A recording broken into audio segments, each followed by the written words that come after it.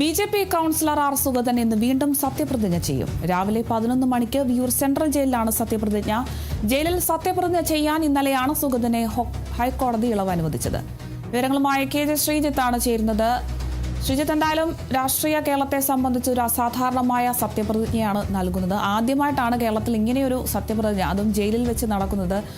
ഈ സത്യപ്രതിജ്ഞ ചടങ്ങുകൾക്കൊക്കെ ഉള്ള എല്ലാ ഒരുക്കങ്ങളുമൊക്കെ ഈ ജയിലിൽ പൂർത്തിയായിട്ടുണ്ടോ? വിശദാംശങ്ങൾ എങ്ങനെയാണ്?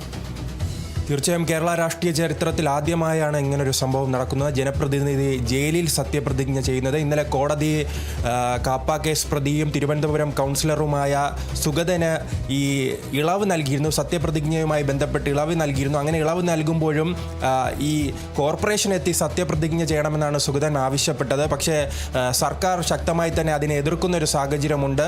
സർക്കാർ ഈ കോടതി അറിയിച്ചത് സുഗതൻ ഈ ജയിലിൽ സത്യപ്രതിജ്ഞ ചെയ്യട്ടെ എന്നാണ്. അങ്ങനെ ആ രീതിയിലാണ് ഇന്നലെ മുന്നോട്ട് പോയത്. അതോടൊപ്പം തന്നെ കോടതിയുടെ ഭാഗത്തു നിന്നും ഇതിലൊരു ഉത്തരവുണ്ടായിരുന്നു. വാക്കാൽ പറയുന്നൊരു സാഹചര്യം ഉണ്ടായിരുന്നു. ഇതൊരു അസാധാരണമായ സംഭവമാണ്. അസാധാരണമായ ഒരു ഉത്തരവാണ് ഈ കേസിൽ ഉണ്ടായിരിക്കുന്നത്. എന്തായാലും 11 മണിയോടെയാണ് തൃശ്ശൂർ വിയൂർ ജയിലിൽ സുഗതൻ്റെ സത്യപ്രതിജ്ഞ നടക്കുന്നത്.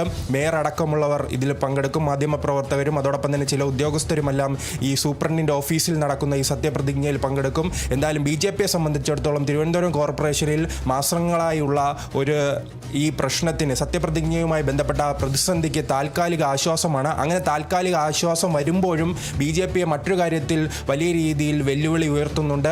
അത് സുഗതൻ ഇപ്പോൾ 2 തവണ അവിടെ കൗൺസിൽ യോഗം നടന്നു കഴിഞ്ഞു. 3ാമത്തെ തവണ കൂടി ഈ കൗൺസിൽ യോഗത്തിൽ പങ്കെടുത്തെങ്കിൽ സ്വാഭാവികമായി തന്നെ ഈ മുനിസിപ്പൽ ആക്ട് പ്രകാരം തന്നെ ഈ അയോഗ്യനാകാനുള്ള സാധ്യതയുണ്ട്.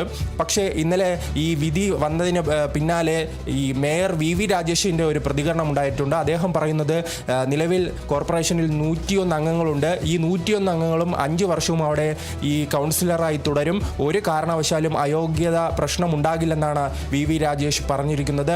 എന്തായാലും അതിനിടയിൽ തന്നെ ഈ സത്യപ്രതിജ്ഞ കഴിഞ്ഞ ഉടൻ തന്നെ ബി.ജെ.പിയുടെ അടുത്ത തീരുമാനം ഈ കാപ്പ കേസ് പിൻവലിക്കണമെന്നാവശ്യപ്പെട്ട് നിയമപോരാട്ടവുമായി മുന്നോട്ട് പോകാനാണ്. അതിൻ്റെ തയ്യാറെടുപ്പുകൾ ഒരു ഭാഗത്ത് നടക്കുന്നുണ്ട്. അങ്ങനെ തയ്യാറെടുപ്പുകൾ നടക്കുമ്പോഴും ആദ്യം തന്നെ ഈ സർക്കാരിനെ സമീപിക്കുന്ന ഈ കാപ്പ ബോർഡിനെ സമീപിച്ചിരുന്നു സുഗതൻ ആവശ്യപ്പെട്ടത് ഈ കാപ്പ കേസിൽ നിന്നും തനിക്ക് ഇളവ് നൽകണമെന്നായിരുന്നു. പക്ഷേ DGP അടക്കമുള്ളവർ ശക്തമായി തന്നെ നിലപാടെടുത്തു.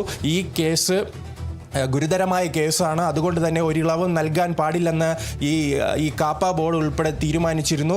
അപ്പോൾ ഇങ്ങനെ ഒരു ഗുരുതരമായ കേസുള്ള കൊലപാതക ശ്രമം, വധശ്രമം അടക്കമുള്ള ഗുരുതരമായി വകുപ്പുകൾ ചേർത്ത് കേസെടുത്തതിനാൽ തന്നെ സുഗതന് വരും ദിവസങ്ങളിൽ കാപ്പ കേസിൽ ഇളവ് ലഭിക്കുമോ എന്നതെല്ലാം കാത്തിരുന്ന് കാണണം. എന്തായാലും കേരള ചരിത്രത്തിൽ ആദ്യമായാണ് ഇന്ന് 11 മണിയോടുകൂടി തന്നെ സുഗതൻ്റെ സത്യപ്രതിജ്ഞ നടക്കാൻ പോകുന്നത്. ശരി, വ്യക്തമാണ്. ബി.ജെ.പി കൗൺസിലർ ആർ സുഗതൻ ഇന്ന് വീണ്ടും സത്യപ്രതിജ്ഞ ചെയ്യുകയാണ്. കേരള രാഷ്ട്രീയത്തെ സംബന്ധിച്ച് ഇത് ആദ്യത്തെ ഒരു സംഭവമാണ്. ഇങ്ങനെ ജയിലിൽ വെച്ച് ഒരു സത്യപ്രതിജ്ഞ നടക്കുക എന്നുള്ളത്. രാവിലെ 11 മണിക്ക് വിയൂർ സെൻട്രൽ ജയിലിലാണ് സത്യപ്രതിജ്ഞ നടക്കുക. വിവരങ്ങൾ നൽകിയത് കെ ജെ ശ്രീജിത്താണ്.